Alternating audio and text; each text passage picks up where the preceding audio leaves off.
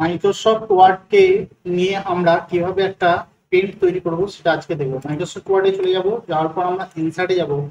ইনসার্টে যাওয়ার পর একটা শেপ নিয়ে নেব, এখান থেকে যেখানে একটা শেপ নিয়ে নেবো। শেপ নিয়ে যাওয়ার পর আমরা এখান থেকে ফাইলে যাব, ফাইলে যাওয়ার পর সেভ করে নেব।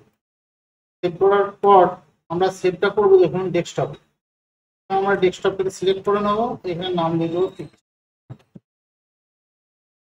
পিকচার।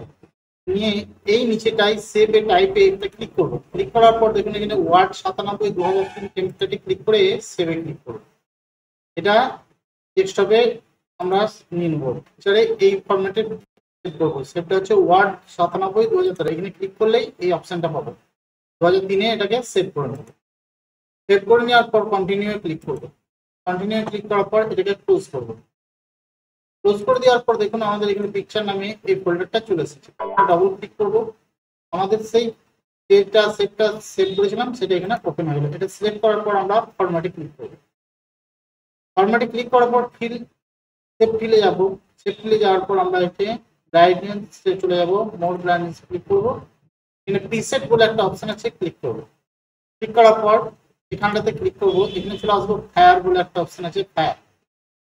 ফায়ারে আসার পর এখানে আমরা যে কোনো একটা এই অংশটাকে সিলেক্ট করে নিলাম, যে কোনো তার মধ্যে আমি এটাকে সিলেক্ট করলাম, নিয়ে ওকে করে দিলাম।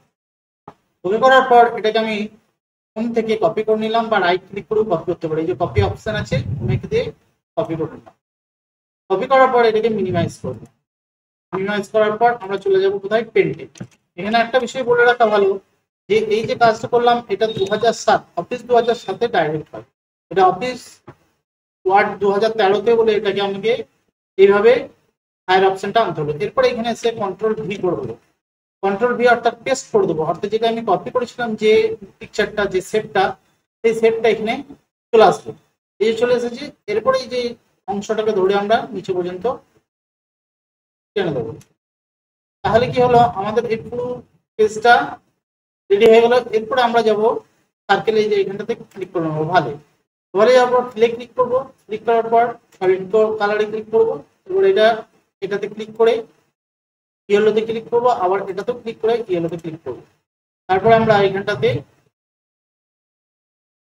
একটা গোল সার্কেল এঁকে নেবো, সূর্যটাকে এঁকে নেবো। সূর্যটাকে এঁকে নিলাম, এবার বাইরে ক্লিক করে দিলাম। এরপরে চলে যাবো ইরেজার। ইরেজারে যাওয়ার পর অথবা আমরা ইরেজারও যেতে পারি, অথবা আমরা এখান থেকে এই চিহ্নটাও নিতে পারি। এই চিহ্নটা নেওয়ার পর এটাতে ক্লিক করবো, ব্ল্যাকে ক্লিক করবো, এটাতে ক্লিক করবো, ব্ল্যাকে ক্লিক করার পর আমরা এখানে ব্ল্যাকটাকে এইভাবে আমরা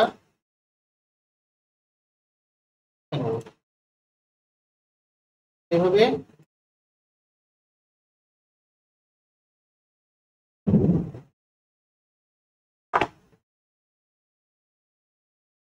তাহলে কি এটা কভার হয়ে গেল, পুরো অংশটা আমরা কভার করে দিলাম।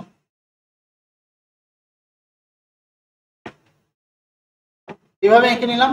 এঁকে নেওয়ার পর এখানে আমরা লাইনটাকে নেবো। লাইনটাকে নেওয়ার পর এখানে ক্লিক করবো। ক্লিক করার পর আমরা এটা কার্ভ করে নিতে পারি, যেভাবে হোক। এখান থেকে সে আমরা আবার নাও নিতে পারি, এখানটা যদি খুশি নিজের মতো। এটাকে আমরা ছোট্ট করে নেবো। কন্ট্রোল মাইনাস দাবালেই এই অংশটা ছোট হবে, কন্ট্রোল প্লাস করলে এটাকে বড় হবে, কন্ট্রোল মাইনাস দাবালে এই চিহ্নটা আসবে। এরপরে দেখুন এখানে আমরা এরকম করবো।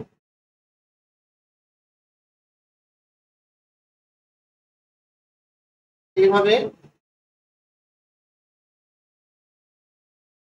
দাগ দেওয়ার পর আমরা এই কার্ভে লাইনে চলে আসবো। এখানে লাইন নেবো। লাইন নেওয়ার পর যদি আমরা এটাকে এরকম ভাবে দাগ দিয়ে দিই, এখানে একটা গাছ মনে হবে, দেখতে থেকে একটা গাছ। আবার যদি এখানে ক্লিক করি, ক্লিক করার পর এখানটাতে আমরা আসবো, ব্রাশ নেবো। তারপরে এখানটাতে আমরা এইরকমই ভাবে দাগ দিব। তাহলে কি হবে, সুন্দর একটা গাছের চিত্র এখানে আমরা তৈরি করতে। এরপর আমরা এখানে পেন্সিল নিলাম, পেন্সিলটাকে একটু মোটা যদি করে নিই, নিলাম বা কন্ট্রোল প্লাস করলাম।